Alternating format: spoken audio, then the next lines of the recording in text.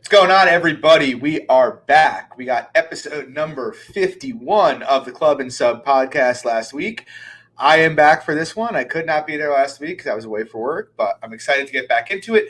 Lags is not going to be with us tonight. He's had some internet issues. They've got like 40-mile-an-hour winds down in Miami, so he should be back on next week, but yeah, he won't be with us tonight. He hopefully will be on. We'll see. I haven't heard from him yet, but I think he's coming on. But if not, Luke and I are going to hold down the show. So as always, got me, John Stargarian, on Twitter at MMA Fox, and Luke at SWR_betting. As usual, we're brought to you guys by Bet Online. If you want a 50% bonus up to your first $1,000 deposit, use the promo code CLUBSUB. And yeah, also as usual, please, if you enjoy the show, drop a like and subscribe. We'd really appreciate it. We love all you guys. The more we can get this out there, the better. If you guys want to share it on Reddit, do whatever you can. That would be awesome. But yeah, either way, drop a like, subscribe. We'd appreciate it. It helps us out. So yeah, we had an odd little card this week. There's some good fight potential. There's not a ton of great betting potential on it, at least in my opinion. I have a few bets. I think Luke's got a few bets himself. So we'll get into it. First fight of the night, we got Damiris Magulov. He hasn't fought in, I don't think, like 2 years. Luke and I were just talking about this before we went on. I think it's visa-related. Luke, you want to take this away? Yeah, I've been on record saying I'm an Ismagulov truther. I've been saying it for the last 2 or 3 years now. I think the guy has the skill set to be, a top 15, top 10 guy at the weight class, but I concede the fact that, the strength of competition hasn't been there. So we'll see. I'm honestly hoping he gets steps up here relatively soon. I don't think this is the spot. I think Alves kind of falls more into the meme category for me. I think he has some decent attributes. Jiu-jitsu black belt, explosive, powerful, but he's largely like kind of a one-and-done guy. I don't think his offensive wrestling is great. He will accept bottom. Ismagulov, not overtly high output, but I think he plays the range game just about as good as anybody does out there. I think he only eats 1.87 significant strikes per minute, so it's pretty low. Granted, once again, strength of competition needs to be taken into consideration, but from what we've seen from him and just stylistically, bounces on the outside, in and out, sharp shots. I think it's going to be pretty hard for Alves to win minutes here.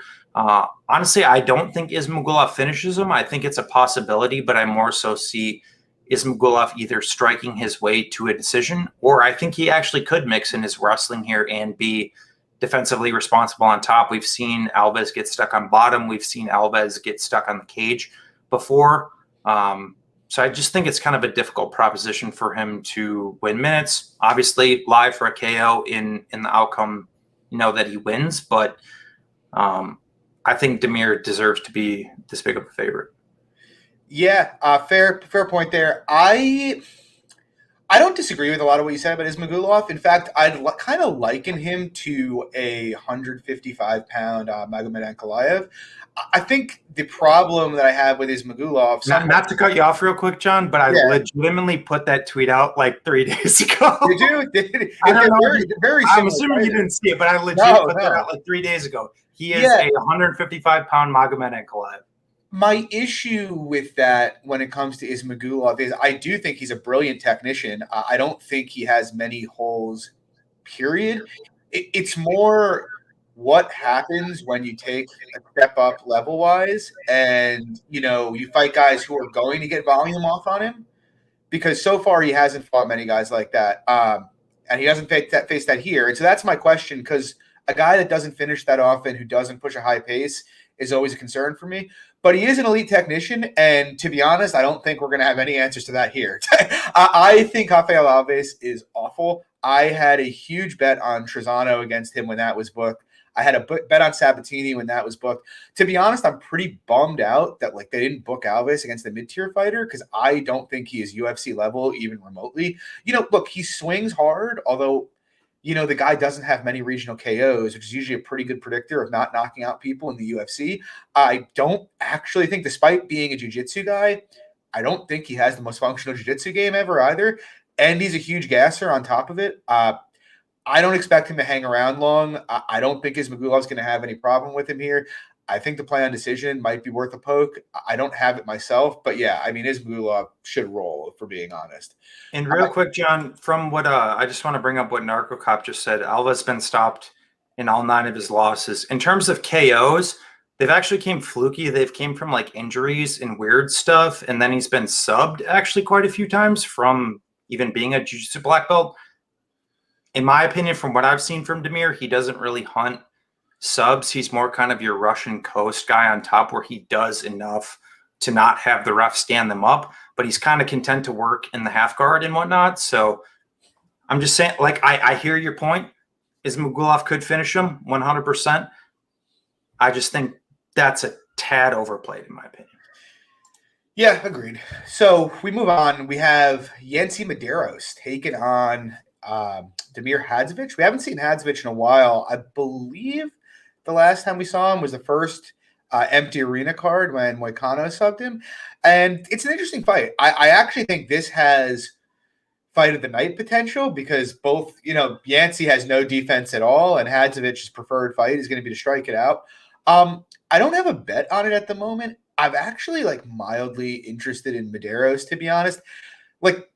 I guess Hadsovich is maybe the better striker, but I'm not totally sure about that. The level of competition Hadsovich has fought is very low. The decent guys he has fought, Moicano and Held, have both, taken care of him and finished him. Or did he finish Held? No, he did finish Held, but he got dominated. He got dominated until he hit him with a knee. But right. That's right. But yeah, I mean, Yancy's a guy. Look, I don't love Yancy, but Yancy's a guy you can kind of count on to show up for fights.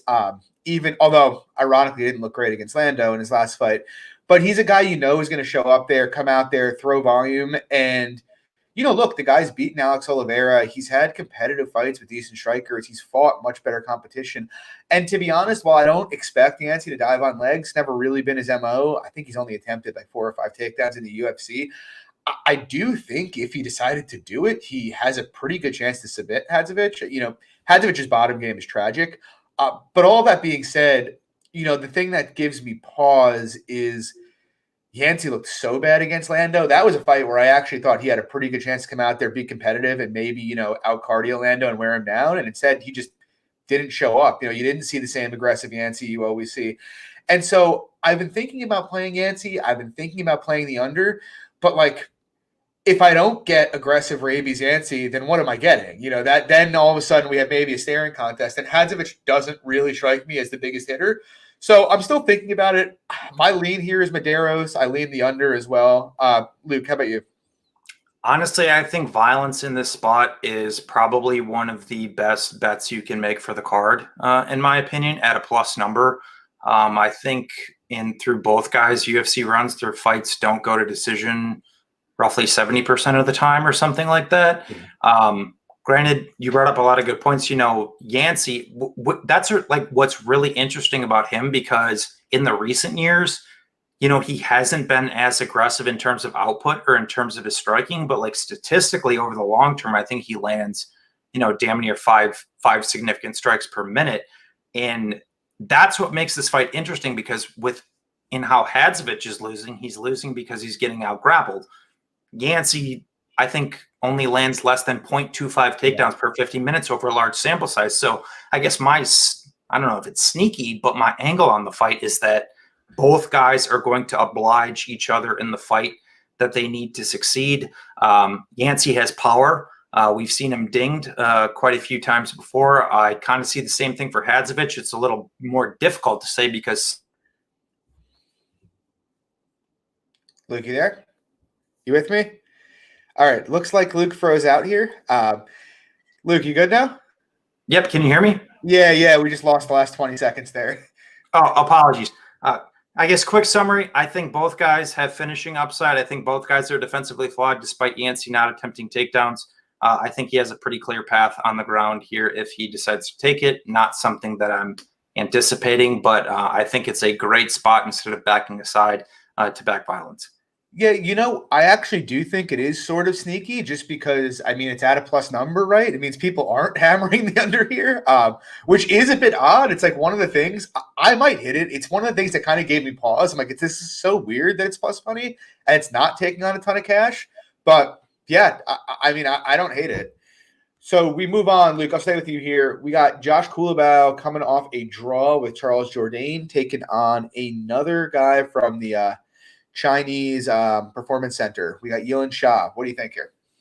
Honestly, I didn't really look into this one. Couldn't find a ton on Shah, so I kind of just passed over it. But what I will say, at least in terms of Kulabau, did I cut out again? No, you're good. You're good. Can you hear me? Yeah, you're good. All right, cool. But at least in terms of Kulabau, he drastically outperformed my expectations against Mr. Charles Jourdain. And I know our boy to, I think, my left, depending on how you guys are looking at it, had a bet on Mr. Kulabau there. And, super sharp bet. So I can't speak too much to the individual matchup. But I think Kulabau is underrated in a lot of capacities. Yeah. Sadly, sharp bets don't always put the money in your pocket, right? You make that, dude. That was a great read. I don't give a shit what anybody says. That was a phenomenal bet. Yeah. Well, so I did look at this. There isn't a lot on Shaw. Like you're right, the tape that is out there, they're mostly quick finishes. My gut is the bit I've seen. And he got knocked out by Zhu Rong, who obviously fought Kazula Vargas in the last 2 pay-per-views ago. And there's not a ton on him, but he strikes me as a somewhat similar fighter in that he's not super high volume. He seems reasonably technical, but he's pretty hittable in the pocket. I don't know. I don't want to say mass fade the Chinese fighters. I don't think that's really fair, to be honest. But I do think, you've kind of seen now outside of the girl we'll get to later tonight, Yan Xiaonan and Weili Zhang, the results haven't been great. And I think that's probably partially due to the fact that not that MMA is new in China, but they're just starting to kind of cultivate it at a young age for the first time. They're kind of where UFC in America was, say, a decade ago. And so you have your Weili Zhang, your Yan Xiaonan, but most of them, they're creating good records fighting nobodies on the Chinese regional scene. And then they're coming up here. Every now and then, sure, you'll get some, good fighters that emerge. But for the most part, I think you're going to see it's going to be up and down for the beginning, at least for the first few years. On Narco Cop just mentioned it in chat. Yeah, Shaw does enjoy wrestling. And I guess to me, kind of my point to that, all this is we've seen Kulabau can hang at this level. His first fight against Turner, he didn't look great, but he took a massive step up there. And a short notice fight against the guy, as big and imposing as Jalen Turner, who could fight at 170 when you're really a 145er, just was a horrible matchup for him. And, look, Jourdain, I have my issues with him, but the guy's an explosive striker, and he held his own and then some with him. I don't really think Shaw is going to be able to wrestle him much. And in terms of the striking, my gut's Kulabau is going to do whatever he wants. Look, he's minus 250, and I think there's still a lot of questions about Kulabau, so I'm not looking to lay it, but I do think he's going to win pretty cleanly here. Moving on, we got Victor Rodriguez coming off a knockout to Adrian Yanez, taking on Bruno Silva, who cashed the Club and Sub podcast a bet against JP Bays in his last spot out there. Luke, I think you have a play here, right? Yeah, I really like Bruno Silva in this spot. I don't think there's really too much to unpack and break down here. I think it's just a quintessential levels kind of fight. Anytime you see these guys come out from the Alaskan regional scene, it's just kind of an automatic red flag right off the top. There really has never been a guy that's come out of that scene that's really had overt extended success. I know we just saw our boy Beverly. Don't bring it up. Yeah. Go out and kill Jamie Pickett last week. Might be this tad slight anomaly in that, but in the aggregate, when these guys are coming out of the Alaskan regional scene, it's not pretty. Strength of comp pretty low. Guy's never seen the third round, I think, in his pro career. Southpaw pretty hook reliant, sits down on his shots. Don't think his cardio is great. Grappling is a bit of a question mark. Bruno Silva will wrestle at times, BJJ black belt. What I will say in terms of Silva, even though he's been taken out a few times, had 4+ minutes of control on Mr. JP Bays, which I don't think a lot of people anticipated, at least given the credentials of JP Bays, brown belt, wrestling champion in and of his own. So Bruno Silva's got that too. So in terms of the stand-up, obviously he's shown some power components. I don't think in the aggregate, he's been a big power puncher despite, him knocking out Bays in his last fight. Not overly high output, but I do think he's faster. He's crisper, fought the much better guys, went strike for strike with a guy in Casey Kenny. Back on the regional scene in LFA, went to split decision, competitive with a guy in Ulanbekov, beat his leg up pretty good. Even a competitive fight with Taha to some extent, even before you still got me, John? Yeah, you're good. Sorry, it just keeps dropping for me for 2 seconds. Apologize. But even with a guy in Taha, he fought who was probably 25, 30 pounds heavier than him, held his own there too, held his own with Dvorak to some capacity. So I just think it's a levels kind of fight. I think Bruno finishes Victor Rodriguez. Who is the other meme from Alaska who you made money on in his last fight against Alon Cruz? Medeiros. Yeah, that's the fucking guy I thought you were going to mention. Fucking hate him. But yeah, I mean, I actually think Bruno Silva is pretty good, to be honest. Like his first fight, he lost to a completely juiced up Khalid Taha at 135. He probably shouldn't have been fighting up there. And, his next fight after that, competitive fight with David Dvorak, who we'll get to in a bit, but who I like quite a bit. And then another very competitive fight with Tagir Ulanbekov, where you could have made an argument that he won. And, there are a lot of people who think Ulanbekov is the goods. And then obviously he goes out there and starches buys. Look, I think Silva's probably, like I said, probably underrated from his first couple losses. Not as much here. Obviously, he's a huge favorite. But honestly, Victor Rodriguez is one of these guys that kind of got a UFC ticket because of COVID. And the reality is he probably shouldn't be in it. A Yanez round 1 KO is probably one of the most predictable outcomes of the year. I'm not saying Bruno Silva is on Yanez's level, but I think he's several levels above Victor Rodriguez. I haven't made a bet here. I'm kind of trying to figure out how I want to, I guess I should say, prop this up, whether I want to play an under or throw a prop there. But I think Silva's going to bury him, to be honest. I think it's pretty straightforward. Maybe I'm wrong about that, but I don't know. See, how about you? Yeah, I played the under 2.5. I think I got like minus 130. Yeah, it should be like a Silva kills this fucking guy type ordeal. Rodriguez really isn't anything. Shouldn't be in the UFC, and Silva swings pretty hard, So fucking, he's got it covered wherever it goes. Minus, whatever he is, minus 335. Like, good portion of his win equity is a finish. So.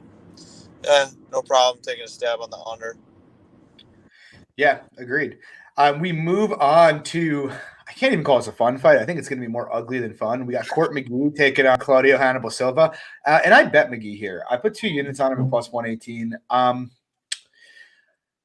I bet Silva in his last fight against James Krause, with the thinking being Krause can't defend takedowns at all. Despite being a black belt, his defensive grappling is pretty poor.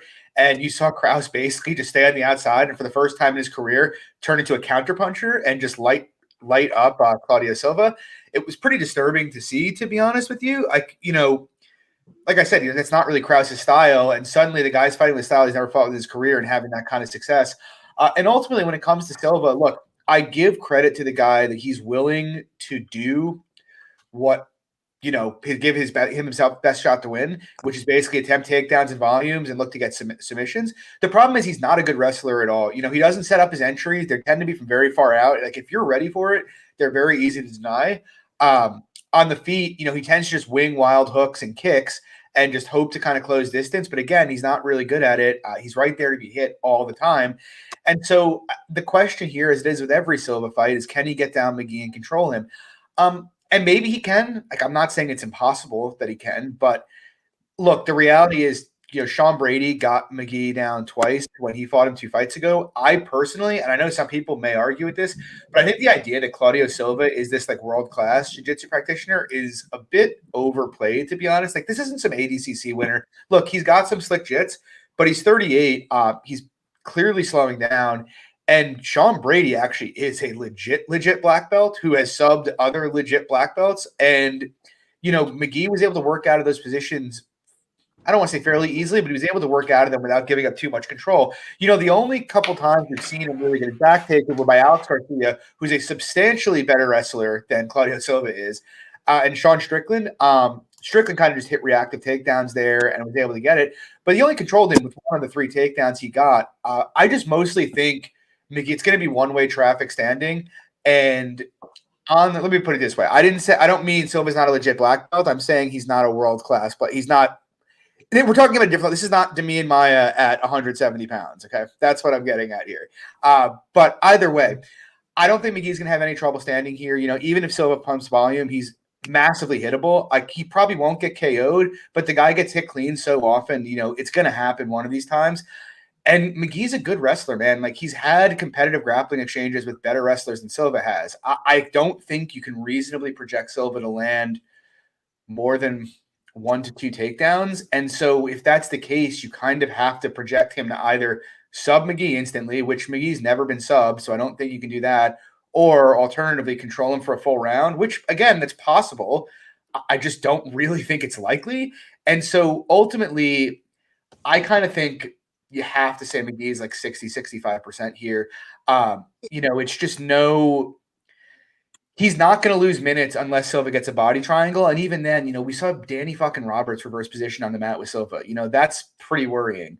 And even going back to the Krause fight, Silva got the back for a second and looked visibly slowed in trying to take it. I don't know. I think McGee's a clear favorite. I think even at minus 120-25, you could justify a play, to be honest. Luke, what do you think?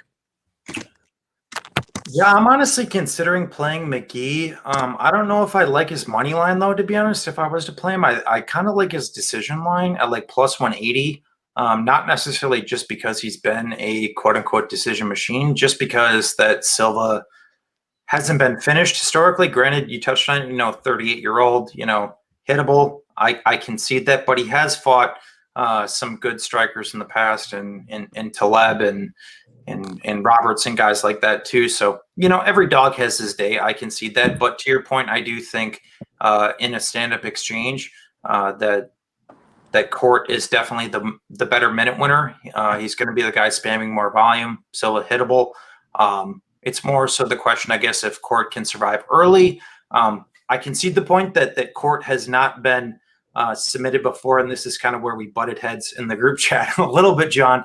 I still just do have some slight concerns that he did get his back taken by Sean Strickland and Alex Garcia. Once again, even similar to, Silva potentially getting put out based on the poor defensive tendencies that every dog has his day in terms of 9 p.m.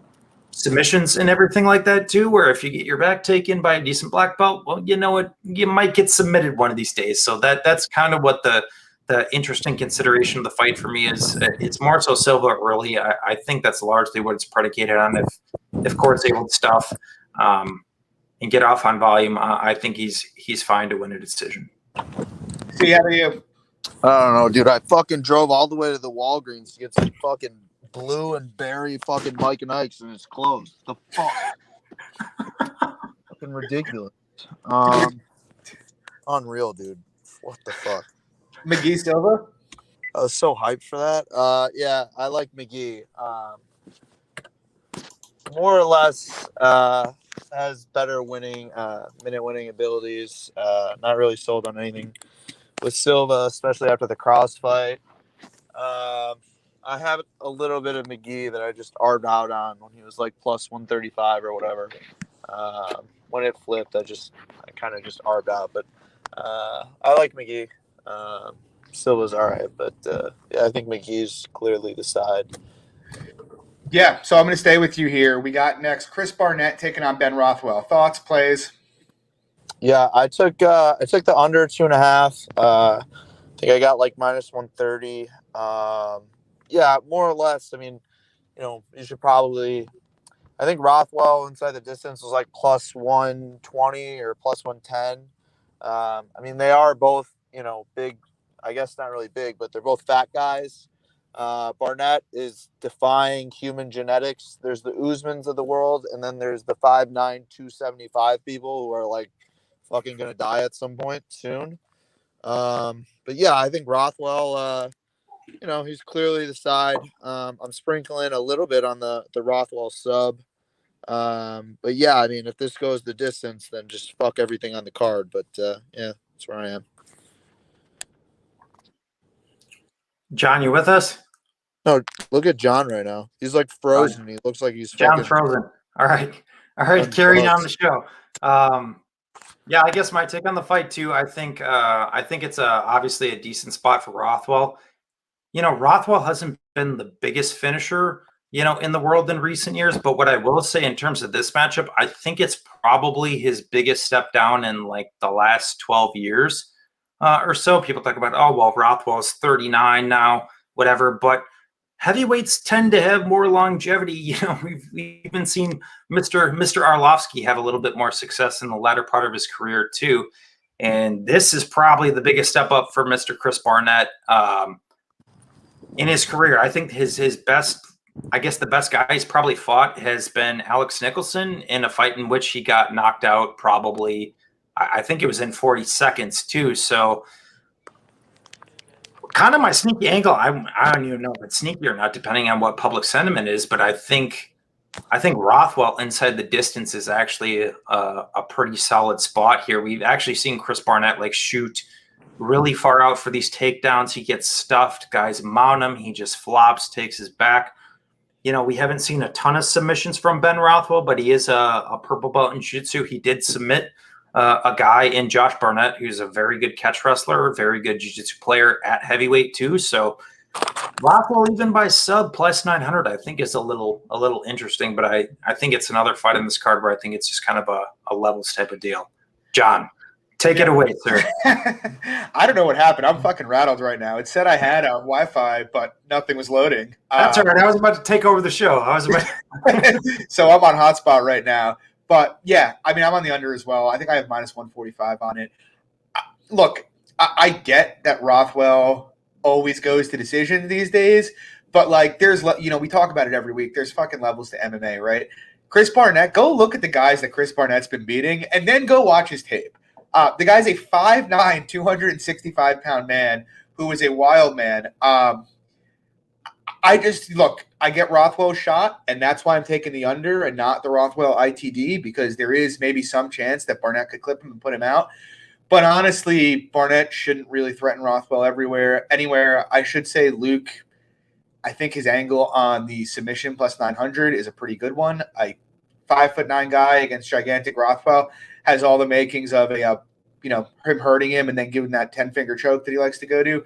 But yeah, I mean, I think the under is pretty clear here. Look, I know Rothwell goes to a lot of decisions, but really, if he can't put away Chris Barnett, he really shouldn't be in the UFC anymore. I kind of think the under is closer to like a 70-75% outcome, to be honest. So yeah, we'll move on. We got Bill Algio taking on Ricardo Hamos. C, any opinions here? Algio Hamos? No, I didn't look into that one. Okay. So you did not look into it. Fucking, trying to decide which candy to get. I did look into it. I almost played Algio. I'll be honest. I think Hamos is massively flawed. He's got a lot of great athletic tools, but, he can be hittable. The way he went out against Edwards was extremely disturbing to me. All the little spinny shit he does, I think, is a massive detriment to him, as he doesn't know how to throw spinning stuff effectively at all. And like in terms of volume, I trust Algio to kind of get it. He's the bigger guy, he's the longer guy, and he's extremely aggro. Like I know he's going to go for it and throw a ton of volume here. I guess saying all that, you're like, well, why aren't you an Algio? I guess the issue for me is I don't really like the way Algio grapples defensively at all. The guy is, even though he's a black belt, he's the classic turn your back to get up when he gets taken down. It happens almost every time. We saw Spike basically take the first round off him or come close to it, just took his back right away. I said on this podcast before that fight, I guaranteed Spike would take his back in the first round.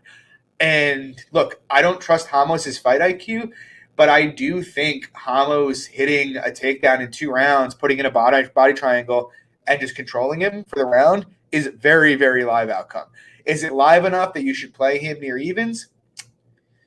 No, I don't think so. But I'm not really sure. Because if you told me Hamos was going to come out here and attempt 6 to 8 takedowns, I'd probably bet him, to be honest. And so I favor Algio on the feet. I think he's got some good finishing upside. I don't trust him positionally on the mat. Luke, how about you?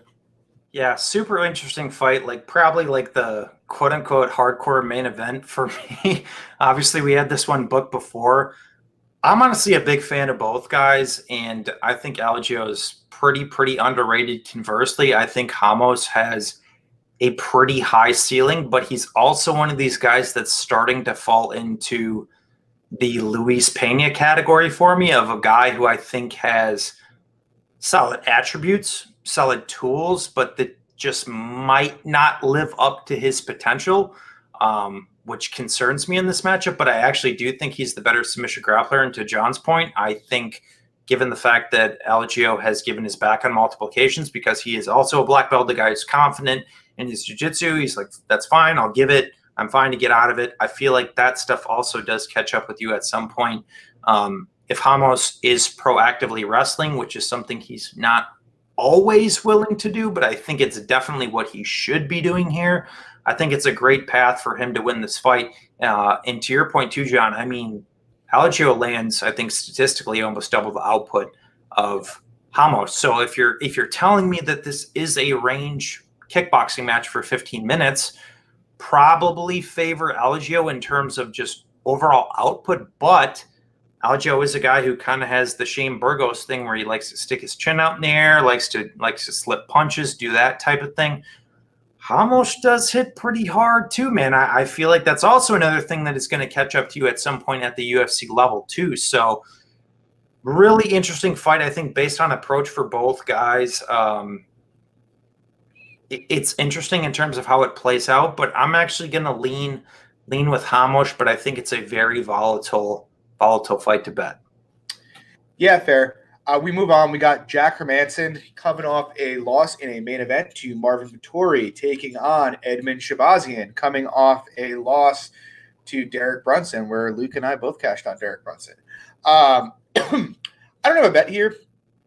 I have like weird conflicting feelings about this fight. On the one hand, you know, look, Brunson kind of showed, we know Edmund's gassy. He has really, really, really bad tendencies to give his back when he's getting up. And Hermansson on top is lethal. He's got some of the best ground and pound in the sport, dangerous submission grappler. On the other hand, Edmund was minus 400 against Derek Brunson, and now he's a dog to Jack Hermansson. Hermansson is not the best wrestler. You know, he'll go for takedowns, but, you know, I don't think he has the best technique ever. I think he's more kind of reliant on his opponents not being great at defending takedowns. And, like, if we're being honest, like, Hermansson seems pretty fragile, and Edmund hits really hard. And so if Hermansson can't get takedowns early, he's going to get put in a lot of danger early and potentially knocked out. The real question to me comes down to, one, you know, if he can hit takedowns, has Edmund improved his ability to get up? And two, has Edmund improved his cardio? Because if not, then he's almost completely KO1 reliant. But he's 23 years old, and so it's like maybe he could have. Like maybe he learned to stop throwing 100% into everything early in fights. And if that happens, you know, he could look like a hindsight huge favorite. So it's a stay away. I mean, for me, you could make a decent case for both sides. I just don't have a lot of conviction either way. Luke, how about you?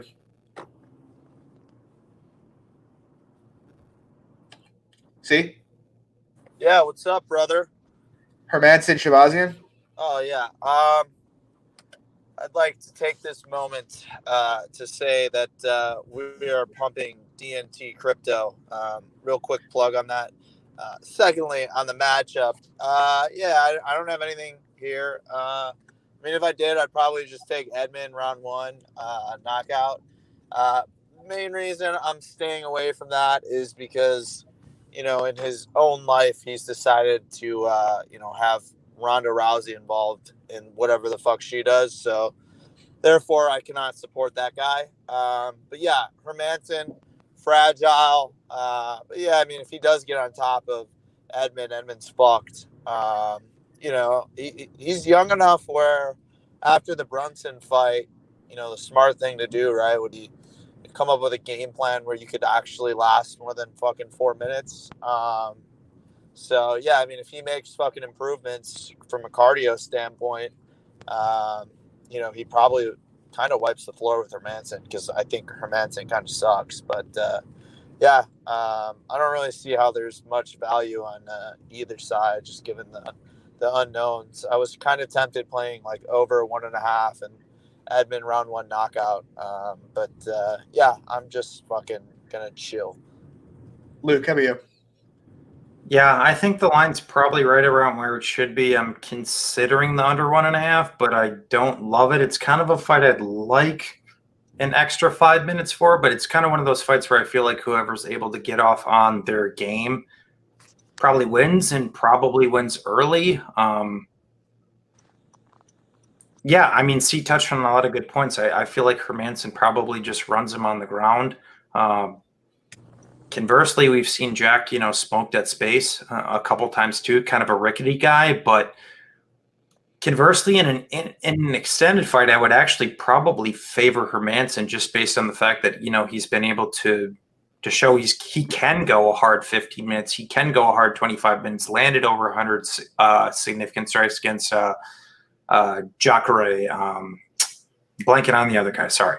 But still, Vittori, exactly. So he's shown he can go a hard 15, 25 minutes, where the times that have been extended for Edmund, his gas has not looked good. So despite me favoring the striking of Edmund in the fight, can he sit there and go and strike, or I should say outstrike Jack over the course of 15 minutes?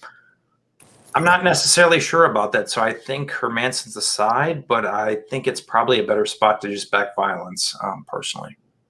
Yeah, you brought up a good point there. Like, whatever you think about Jack striking, he does throw a lot of volume standing. So yeah, I don't hate it. One other thing, guys, before we move on, I just wanted to touch on it. C did a giveaway a couple weeks ago for a trip to Atlantic City for PFL. We are still waiting to see whether or not they are going to put tickets on sale for PFL. Once we have a definitive answer to that, we will do that giveaway. I'm assuming they're going to, since New Jersey is now pretty much fully open. As someone who lives in New Jersey, I hope they're going to. If not, we will do it for another event this year, though. But we are trying to get that ironed out. But yeah, so that's where that is. We move on. See, I'm going to start with you here. We have David Dvorak taking on Raulian Paiva. Any play, thoughts?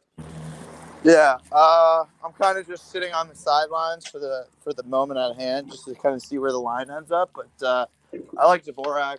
I get some of the Paiva love, but honestly, I think Dvorak just has a better approach in general. I know he's gotten into some brawls previously. He can be brawly, I guess, some instances, but generally has pretty high fight IQ. And I just kind of think he has Paiva covered. Honestly, I don't hate the current line, like minus 144 or whatever the fuck it is. But it just seems like there's a lot of like one-way action on Paiva. So I'm gonna sit it out until I get the number I want. But yeah, I like Dvorak in general. He's the guy to beat Fig. Yeah. I'm pretty much the same mindset here. I haven't made a bet yet, but like I'm kind of hoping to get like minus 125. I just think when it comes to the striking, Dvorak's operating on kind of a different level here. He's coming in with a game plan. He's chopping Jordan Espinosa's legs down. He's making reads in the pocket and countering. He's playing the inside-out game. Whereas Paiva, look, I get what people like about Raulian Paiva. Look, he's a big guy. He's huge for the division. He hits hard. He throws a lot of output. All that stuff is good. The problem is when guys, like when Zalgas basically didn't stand right in front of him, you've seen him have a lot of issues hitting guys and getting his output off, and him getting outlanded in those spots. I don't think he's very sound defensively. I mean, just go watch that 2.5 minutes of the Rogerio Bontorin fight. Crazy fight. But, I mean, I do like him as a prospect. He's a young guy and he's huge. He's got a lot of room for improvement. But, I think Dvorak's more processed. He's a far better defensive fighter. He's not quite as much output, but he does a pretty good job of suppressing output himself. And I also just kind of think the leg kicks are huge. Like, he's going to chop Paiva's legs apart. Now, maybe it turns out Paiva can check kicks. We haven't seen that yet, though. And until I do, not many guys can. I'm not going to believe they can. My only problem with the play on Dvorak at the current number is I think his finishing upside is fairly low. So with that being the case, you're relying on him to clearly out-volume Paiva. And while I do think that's going to happen, look, Paiva will throw, and I don't really want to be sweating a minus 150 in a high volume striking fight. But I do think minus 125, I'm in. Luke, how about you? Yeah, I'm kind of right there with you. I think the current line is about accurate. I've kind of done a bit of a 180 on Paiva. I had actually a pretty big bet on him over Magulov, and in full transparency, I don't think he won the fight. Granted, it was very, very close. You could have scored that fight for Paiva. 3 judges did. It was a unanimous decision, but I think the large majority of people on Twitter also scored that fight for Magulov, and I think that was probably correct.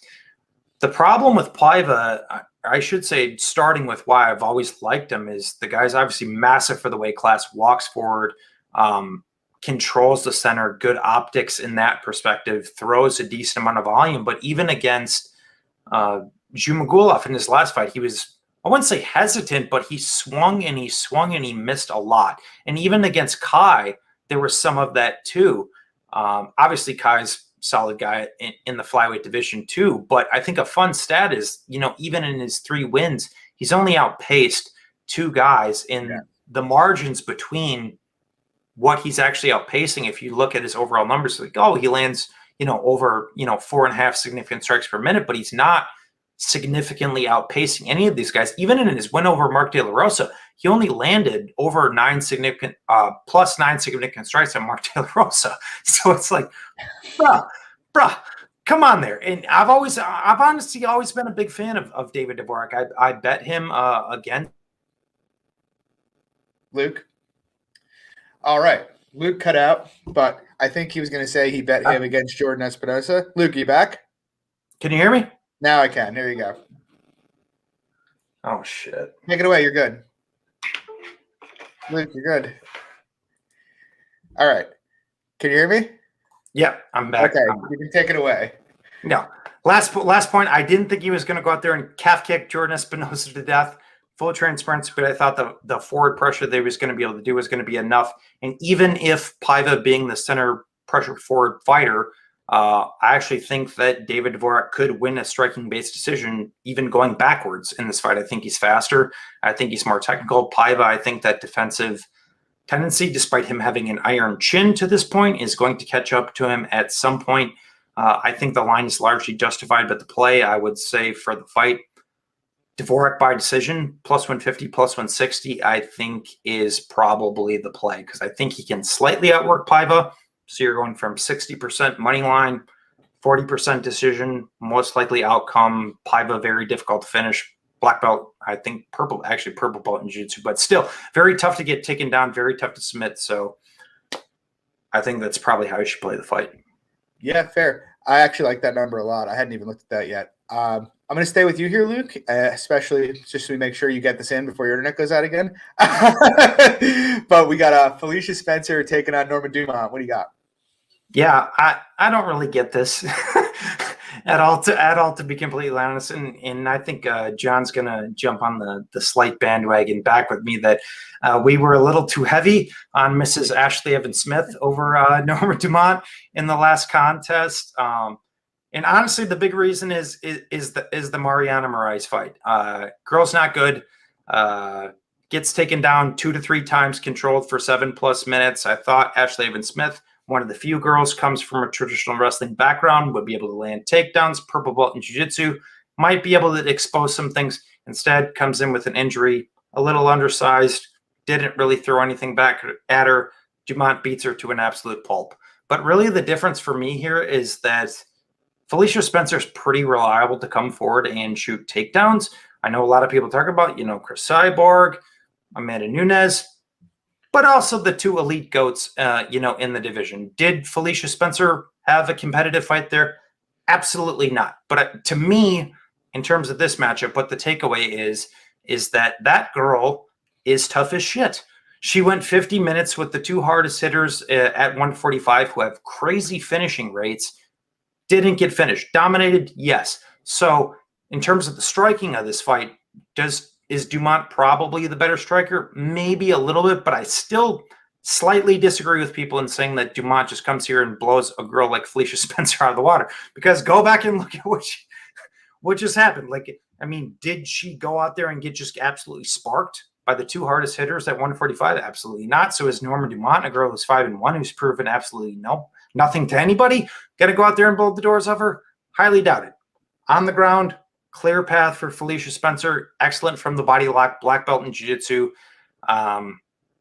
If Dumont has improved her bottom game since that Moraes fight, more than happy to lose my bet and just continue chucking money into the Norma Dumont bonfire. But I think this is a great fight for Felicia Spencer. So to be honest with you, I didn't see the Moraes fight before the Ashley Evans Smith fight. And I'm actually quite happy I did not see the Moraes fight before the Ashley Evans Smith fight, because I might have maxed better had I seen that. Like, no joke. I actually saw it about 2 hours before we logged on for the podcast tonight. Yeah, I mean, pretty much what Luke said. Look, that fight was in 2018, but, Norma Dumont's 30 now. It's not like she's 25 and, we can be expecting big improvements every fight. Is it possible she could have made improvements off her back? Yes, but what we saw, and this is one of my biggest bugaboos there is when it comes to, bottom games, is striking from the bottom. And we saw Dumont trying to strike from the bottom with Moraes, and not even really doing a good job of that, like not really throwing many elbows or anything like that. And, Moraes is not very good. Her top game is nothing close to what Spencer's is. And so what that really leads us to is, look, I'm confident that Spencer can hold her down if she gets on top. Also, unlike Moraes, who got stood up by the referee, Spencer is very active in top position. And so it's a, can Spencer get the fight there? And I'm pretty sure she can. I mean, look, if you go back and watch a Cyborg fight, it's one of the worst commentating jobs in history in that fight by Joe Rogan, who kept talking up Spencer. But what I will say about that fight is she got about 7 minutes of cage control in that fight, and she was pretty consistently winning the underhook battle with Cyborg, which is wildly impressive. Now, I don't think she's elite or anything like that, but my point is Dumont hasn't really shown any ability to strike and circle off, and so I kind of think Spencer can find the clinch whenever she wants. In the clinch, I think she's going to be able to most likely find the body lock eventually, and when she, like you said, when she gets the body lock, she's not a great wrestler in terms of wrestling, but from the body lock, she has some nifty trips. And really, I just think it's a matter of when she lands the takedowns, because I really do think 2 takedowns is the fight, pretty much. I don't think Dumont gets up, and I don't really think Dumont can scramble with her. She has, she's pretty slow on the mat. And yeah, I mean, I just think if Spencer gets on top of her, she holds her there. I guess that's what I'm getting to here.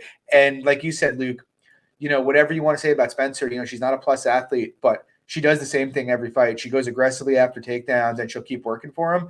I haven't seen any clinch work from Norma to make me think she's going to win this fight with her back against the fence.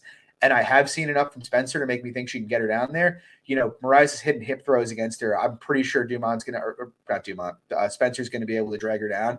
So yeah, I mean, I think Spencer on the low end is like 70% if you allow for the possibility that Dumont could make substantial improvements. If she hasn't, I think she's going to get whitewashed here, to be honest. That's my own. Real quick, John, round one, Spencer plus 600. I think that's probably the best flyer of the card.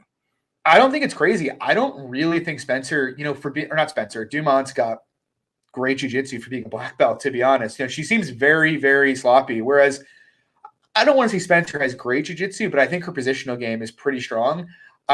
Yeah, I mean, I could definitely see it. I could see her KOing her, to be honest, from top position. So, and let's be honest, everyone from Brazil that comes out of the regional scene has a fucking black belt. So, and also, beating Mariana Moraes is kind of a rite of passage for Brazilian female fighters, and you could make a pretty convincing argument that Moraes beat Dumont in that fight, to be honest with you.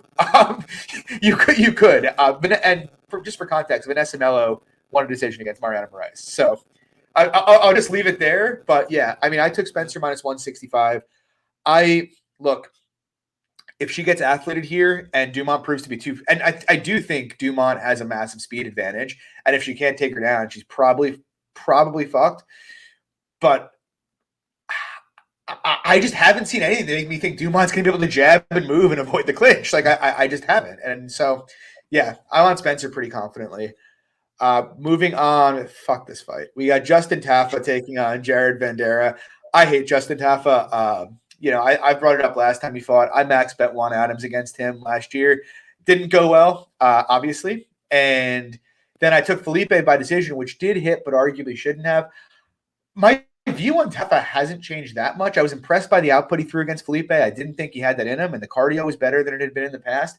But I still think he's a very sloppy striker. I'm still of the belief, until I see otherwise, that he's got one of the worst bottom games in the UFC.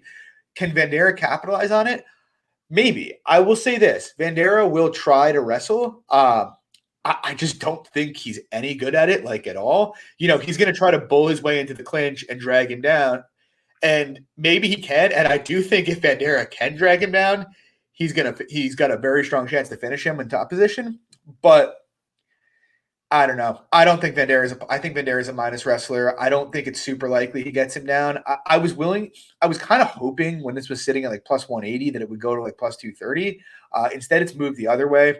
I don't have much interest at Vendera at plus 150. If he does get him down and gets on top of him, I won't be shocked, but it's not enough for me to take the shot, and I won't bet Justin Tafa against anybody as a favorite. Luke, how about you?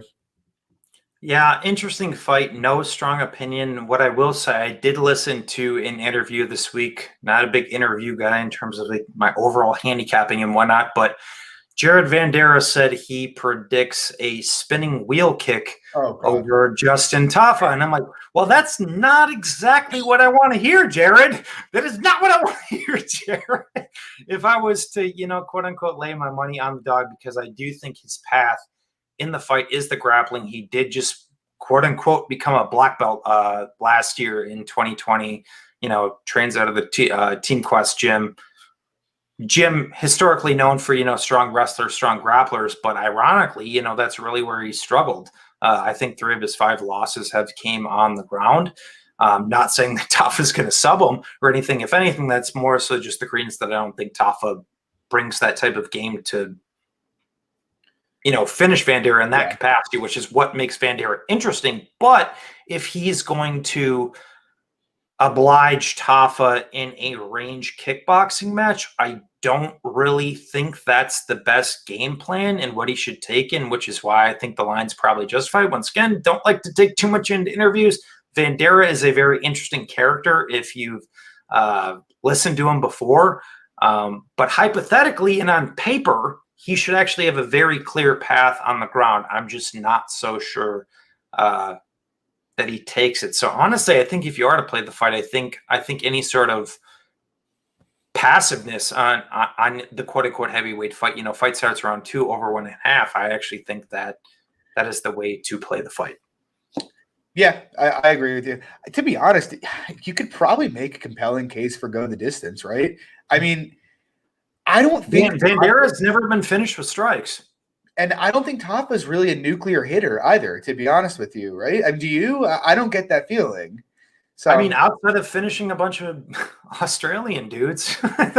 And Adams, whose chin was straight in the air when he hit him, like it's who came forward like fucking Sylvester from the Adams family. Dude, I knew I lost the bet 20 seconds into the fight when he's sitting out there trying to like fight like Travis Brown. I was like sick to my stomach. It was rough. But we move on. Here we go. Carla Esparza, Yan Zanan. Guys, like, when are we going to learn here with Carla Esparza? Like, the girl has been really one of the most consistently undervalued fighters in the UFC for years now. I think I've bet her in each of her last 4 fights, and I'm betting her again here. I'm big on her. I have like 3 units at plus 140. Look, obviously, and this is what always is the case with Carla fights, Yan on the feet is going to slice her up. Like, that, we know this. Like, that's pretty much the case in just about every Esparza fight. And so the question is, as always, does Yan have the defensive grappling to mitigate what Carla does? And I think the answer is no. It's not like, this isn't a case where I'm taking a guess that, Yan's got trouble on her back, has issues on her back. We've got actually a lot of data points to suggest that's the case. When she was on her back against, Kylie Curran, who might be the worst fighter to ever fight in the UFC, got 7.5 minutes of total control time in that fight, held her down for a bit. Angela Hill held her down for a bit. Claudia Gadeja last fight held her down in the first round, basically let her up, and then in round 3, totally gassed out, held her against the fence for 2 minutes and 45 seconds. And my issue with Yan is basically, it's not that she doesn't want to work up. She does, but she's never actually displayed any kind of technical ability to get up. What she does is throw up submissions and try to use those to sweep. The problem is she doesn't have great jiu-jitsu. So against someone like Angela Hill, who doesn't have much of a top game, she can do that. Against someone like Kylan Curran, who again doesn't have much of a top game, she can do that. When you fight somebody that actually knows how to defend submissions, one of two things are going to happen. Either you're not going to move past the position, or they're going to pass and smash you. Now, do I think Carla will pass? No. I think she should try to pass. I think she can if she wants, but that's not really her game. But, you know, what I will say about Carla is incredibly positionally responsible. You know, she's not going to get caught in a triangle or an armbar by Yan Xiaonan. She's not going to give up the position. And, you know, I just talked about this a couple fights ago, but Carla is very active on top. She's probably not going to get a stand-up out of this. And in terms of the actual takedowns themselves, look, like I said, I think Carla gets pieced up on the feet. If Yan can keep it there, she's going to win this fight, no question. But Carla attempts over 10 takedowns a fight. She is probably, look, Claudia's got a more dangerous top game than Carla does. But in terms of pure wrestling, Carla's probably the best pure wrestler that Yan has ever fought by a good bit. And, you know, we know she's reliable to go for takedowns. We know, you know, Yan doesn't really stick and move. She tends to sit down in her punches in the pocket. We know she can get easily pushed to the fence. And so I just look at this fight and I'm like, unless there's been at 31 or 32, whatever Yan is, unless there's been absolutely massive improvements in one fight on the ground, you know, how is she a favorite? Like, it doesn't make any sense to me. It's like maybe she does, you know, she shows a level of takedown defensive proficiency we haven't seen before. But I'm pretty sure if Carla gets her down, she can hold her there. And I'm also pretty sure that Carla's going to attempt a ton of takedowns here. And so I'm willing to take the risk that Yan can't keep this fight on the feet long enough to win the fight. I guess I come down on it that I think Carla should be 60%. And I think there's hindsight big favorite upside if it turns out that she can get the takedowns very easy, which is to be determined. Luke, what do you think? Yeah, I think you pretty much broke it completely down for me too. Honestly, this is the exact same breakdown that we had going into the Marina Rodriguez fight, except Marina Rodriguez, in my opinion, is actually a better striker than Yan Xiaonan personally. And Carla was plus 150, plus 160 in that fight. I know a lot of people are going to say, oh, well, fucking Marina elbowed her on bottom. She probably should have won based on just stuff that – the one thing I will say, just I'm going to get on my soapbox for 2 seconds. A lot of people really disregarded what Carla did on top in those rounds too. People just saw, her eye was all blown up. She was bleeding, but people completely disregarded that Carla actually did land strikes on top in that fight too. People just completely put that to the side. Just want to throw that out there for 2 seconds. But to your point, John, it's one of those fights where has Yan leveled up or not? Because if she hasn't, I don't want to sit there and rehash everything you just said because you pretty much said everything I need to say. I mean, she attempts takedowns. She gets them at a high clip, over 3 takedowns per 15 minutes. She sticks to her base. She's a battle-tested vet. She understands her strengths and she understands her weaknesses. She knows she's not a great striker, even though I do think her striking has actually improved. But yeah, if this is a 15-minute range kickboxing match, is Carla winning that? No, I concede that, but in high volume, gets takedowns in high volume. But honestly, I fucked this one up from a betting perspective. She was like plus 135, plus 140, and I just had this angle that public loves Yan. I think money's going to come in on Yan. I'm going to sit there, have ice in the veins, hold out, and I don't think it goes down. And the entire market came in on Carla. So I don't have a bet on this fight. I drastically messed up the value. I thought people were going to come in on Yan. But honestly, I do think even closer to Friday and Saturday, I do think we see a decent Yan surge. So even I think at plus 120, plus 130, I think Carla's a good play. Even Carla decision, once again, I don't think she subs her. Not that I overtly value the sub game of Yan, even though I think even in that Angela Hill fight, you go back to that first round, I think give me another 10, 15, 20 seconds. I think Mrs. Angel Hill actually submits Jan with a triangle there. But Carla, lay and pray, not overtly conservative passing. So I might just end up on the decision, but I think you hit the nail on the head, John. It's a question to answer fight where I'd rather take the more known, battle-tested girl who I can trust to do what she does, and against a girl who has consistently struggled in that capacity. Yeah, I mean, I think you might actually end up getting a better number on Carla, to be honest. Like, there's a decent chance when limits open up, somebody who likes to just play cash trains will blindly tip Jan, and that'll swing the market. We'll see. But, I mean, people do tend – remember, Marina went up to like minus 200, I think, late against Carla. Yeah, I played Carla plus 170. Yeah, so, I mean, I think it's possible you'll get a lot of the people hate Carla. That because she doesn't seem like a great athlete. Yeah. I mean, it's possible you'll get a lot of that anti-Carla money in late. Pray for me, guys. But yeah, I like Carla here a lot. We move on. Main event. This is a fun one. Luke, I'll start with you. Rob Font, Cody Garbrandt. What do you think? Honestly, really no strong opinion. I'm not going to try to be a hero here and have a super strong take. I think there are very strong cases to be made for both fighters. I think really what I came down to after tape is I think it's really based on both fighter approach in terms of how it plays out and really how you feel about it. If you have a strong sentiment in terms of how he's going to come out and how he's going to come out, sure, then make your case. But honestly, I really don't know. I think, in my opinion, if Font is to have the best amount of success he has to stay in the face of Cody. I think he has to get off on the jab. He lands, I think, almost double the significant strikes per minute.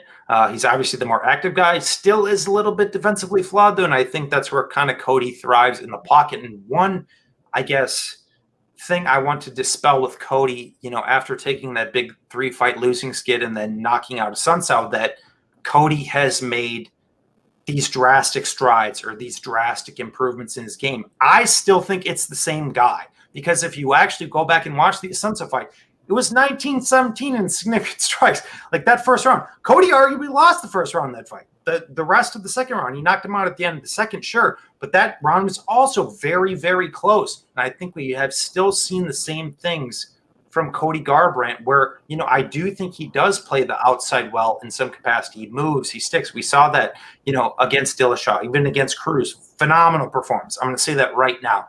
But he still has this tendency when he just wants to go, he goes and he bites down on the mouthpiece.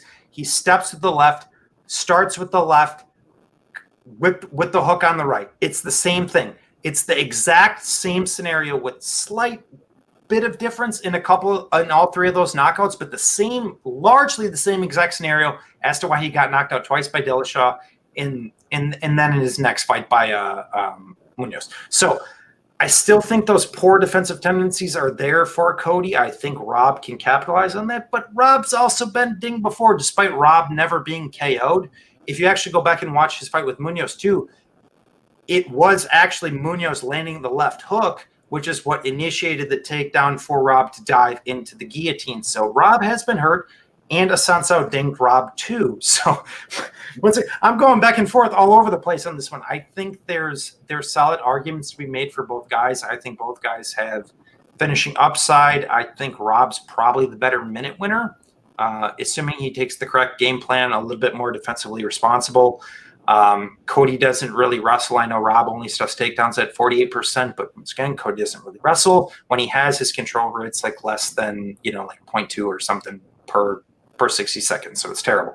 So I think Rob is probably the side, but if I was to bet this gun to my head, I would rather back violence on the 2.5 or the 3.5. I just think there are so many questions on this fight personally that I really would not feel comfortable in backing aside. But if you have a read, and honestly, instead of playing the money line, I'd say back violence on either fighter, which you feel good about. I really just don't see this going 25 minutes. Yeah, you hit a lot of it on the head there. It's funny because the Assunção fight, despite how nice the KO looked, if Assunção keeps that check hook a bit tighter, he probably puts Cody out. To be completely honest, I remember watching it in real time, being like, oh, Cody had leg kicks. He had some nice stuff. And then rewatching it for this, I actually didn't think he looked good at all, to be honest, in that fight. I didn't. Now, I will say Sun Tzu is one of those guys who's extremely difficult to look good against, but his timing seemed off. He just didn't seem like all – not that he didn't seem all there. He just didn't seem – I don't know. He didn't seem great. He seemed kind of slowish. But I'll say this. Like, I started thinking – before I taped the fight that I was going to be on Vaughn. And then slowly gravitated towards I like Cody and then kind of slowly back to the middle. The concern for me is, look, I agree with you. I think Cody's probably the same guy. But that being said, he's the ultimate glass cannon, right? He's got one of the best knockdown rates in history and also has one of the worst opponent knockdown rates in history. It's actually truly remarkable, to be honest with you. And he is extremely dangerous. When he's focused, his counterpunching is deadly as well. So that's one thing. He does have fast hands. He's probably got the faster hands in the spot. He's also probably the first guy Font has fought who is the same height as him, really, to be honest. And on top of all of that, whatever you want to say about Cody, the guy has fought just an absurd level of competition across his last 4 fights. And look, it's maybe the ultimate outlier fight, Cody versus Dominic Cruz, because he has never before or since looked like that. But all of those things are concerning. And on the Font side, I have a couple big concerns. First of all, the Sun Tzu fight for Font, where he only landed 20 significant strikes the entire fight. That was wildly concerning for me. He was a lot more tentative and gun-shy because he was getting punished when he came into the pocket. And I fear in this fight that might happen again. Also, the Simon fight in his 2 fights ago, he got rocked by Ricky Simone, who's not really a huge hitter. Like, that's just the case, and he got hurt standing by him. Now, would I say Font has a durability issue? No, but I do think Cody can put him out. And so I have some worries that maybe Font won't come out and throw the kind of volume he needs to win. On top of that, Cody, whatever you say about him, he's very difficult to land onto the head against. And so I wouldn't be shocked if this for long portions is a low-volume fight. But all of that said, Luke, I think you hit it on the head. If Font wants to maximize his win condition here, he needs to go forward and stick the jab in Cody's face again and again. Because I do think by doing that, he'll either, 1, just win minutes, or 2, touch Cody with a jab 3 times and he'll lose his shit and they'll get into a huge exchange and he can win. I guess where I come down is, like, I trust Cody's level of competition more. I think Cody's power, to some extent, is more consistent, even if his durability is substantially worse. But it's impossible to look past the output gap for me with Font. I just think there's a lot of different ways this fight could play out, and which makes putting a number on either side pretty difficult, right? So I don't feel strongly about it. Look, if you tell me you bet Font and you think he's going to cruise on output, I'm fine with that. I get it. If you tell me you bet Cody because you just kind of trust what he's shown to date, you trust the power, again, I'm fine with it. I'm passing. I thought about the under 2, but like I said, like the Sun Tzu fight, I know Sun Tzu's hard to look good against, but I can't get it out of my mind. Him only landing 20 strikes over 15 minutes. Like couldn't you imagine? And real quick too, John. Like how many times have we seen it in a 25-minute fight with guys who hit really hard, where they go out there and they dance for the first 5 minutes because they respect each other's power? That's a very live outcome here to extend. If you're betting quote unquote violence, we might just see a pitter patter for even the first 5 minutes, and that fucks you. The first 5 minutes right there, because guys say, we're gonna feel each other out. Like that makes me nervous, bro. Sorry. I agree, and especially if like Cody hurts Font, like maybe you see Font back off with the volume a bit, and now suddenly it's just kind of an outside kickboxing match, and now we go to the judges and we have no fucking idea who won. So I'm not confident in either side. I hope it's an exciting fight. I think it's got very exciting fight upside, but like I said, and like you said, I think we both think it's got boring fight downside as well to it. So it's a pass for me. I think I agree with you. If I was going to take a side, I think our boy Lags played doesn't start round 4. Is that right? Yeah, I think 126. 126 is what he got. Yeah. So he played doesn't start round 4 minus 126, which I don't think is a bad number.